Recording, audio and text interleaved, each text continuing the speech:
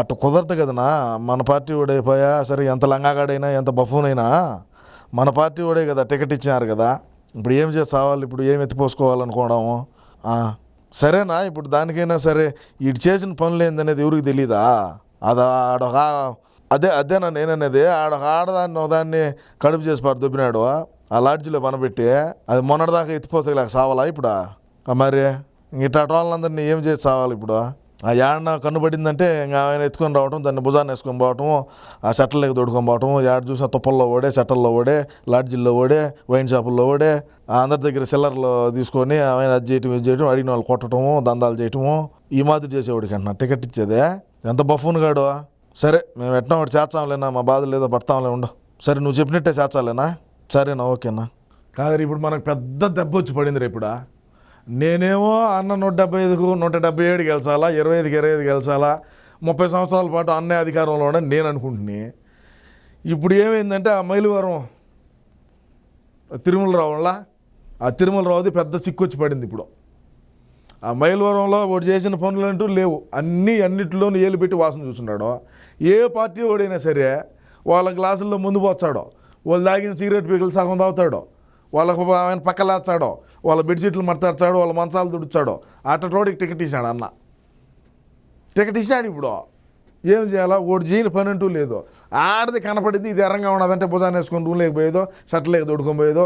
మొన్న అయితే ఒకదానికి కడుపు చేశాడు. నాకు అది స్టేషన్కి పోయి ఆ పంచాయతీ అంతా నెత్తికి వచ్చింది. అట్టటోడికి టికెట్ ఇచ్చారా? ఏం చేసి చావాలి ఇప్పుడు? దానికి ఏం పరిష్కారం చెప్పాలా? మైలవరం ఏం చేయాలా? వీడు ఎట్టా గెలిచాడో, ఎవరో తిరుమలరావు, వీడికి ఓట్లు రావు. ఇప్పుడు తిరుమలరావు ఎట్టా గెలిచడో ఇది ఒక సమస్య. ఇప్పుడు ఫోన్ ఎవరు అనుకుంటున్నారో? జోగన్న ఫోన్ చేసి ఓడిని ఎట్టయినా సరే ఓడిని వాడదబ్బండి, నాకు ఆ టికెట్ లేదని చెప్పి ఓడి అంటున్నాడు.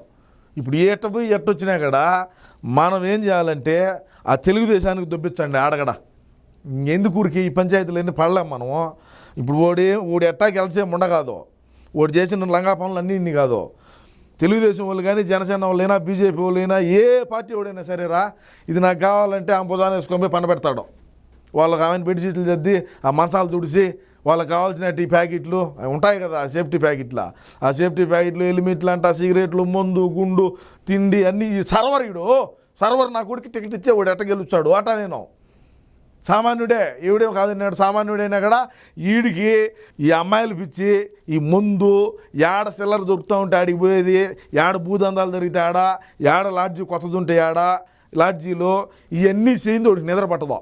ఎవరెవరి కాడ పక్కలేసే పని రా ఇడిది. ఒక బ్రోకర్కి టికెట్ ఇస్తాడా? ఏమి చేయాలి మనం? ఈయనేమో 30 సంవత్సరాల పాటు అధికారంలో ఉండాలనుకుంటే వీడి ఇట్ట ప్రకారం పుల్లుకు ముందు దాగి పొనుకొని నిద్రపోయేవాడికి టికెట్ ఇస్తాడు అన్న. ఇప్పుడు రేపు వీడు అసెంబ్లీలో పోయి ముందు దాగి పొనుకోవాలనే, లేదంటే నియోజకవర్గంలో అందరూ ఇక్కడ సావని నాకు సంబంధం లేదనే. వీడు ఎట్టా గెలిచడో ఆ తెలుగుదేశానికి దొబ్బిండి. నాకు అట్టన్నా ఒక సీటు ఇట్టన్నా పోతుంది. ఇట్ట నా కొడకలు గెలిపించినా కూడా వీళ్ళు ఏం చేస్తారు తెలిసిన? రేపు ఇంకా కనపడిన ఆడదానల్లా ఆమెను పట్టుకొని పెరుగుతారు. బండిలో పోతా ఉన్న, కారులో పోతా ఉన్నా కూడా పట్టుకొని పెరుగుతారు చీరలు పట్టుకొని. వీడు ఇప్పుడే పని ఇట్ట పనులు చేసినాడే, రేపు ఇంక ఎమ్మెల్యే నాకు ఇంకెన్ని పనులు చేస్తాడు రా? అది అందరికీ పోయి మైలవరం కాన్స్టిట్యున్సీకి పోయి సర్నాల తిరుపతిరావు అనే వాడిని మైలవరం కాన్స్టిట్యున్సీలో గెలవకుండా చేయండి. ఎందుకంటే ఇప్పటికే మన పార్టీకి చాలా డ్యామేజ్ అయిపోయినది ఆడ. అందులోనూ ఇప్పుడు రెండోది ఏంటంటే ఇట్టాటోడు అసెంబ్లీకి పోకూడదు. ఇది అన్న చెప్పింది, నేను చెప్పింది కాదు. మీరు అన్న మాట గౌరవం ఇవ్వండి, నా మాట గౌరవం ఇచ్చి మీకు ఏదైనా మంచి చెడ్డ కావాల్సి ఉంటే నేను చూసుకుంటా, దాని గురించి మీకు ఇబ్బందిలే. మీరు పోయి మైలవరం కాన్స్టిట్యున్సీలో సర్నాల తిరుపతిరావు అనే వాడిని ఓడగొట్టే పనిలో మీరు ఉండండి. వాడికి టికెట్ ఇచ్చినారు, వాడికి గెలవకూడదు.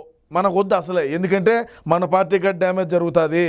ఈడు ఆడవాళ్ళ మనిషి, తాగుబోతూ తిరుగుబోతూ భూ కబ్జాలు చేస్తాడు, అంటి చెట్లలో కొనుక్కొని నిద్రపోతాడు.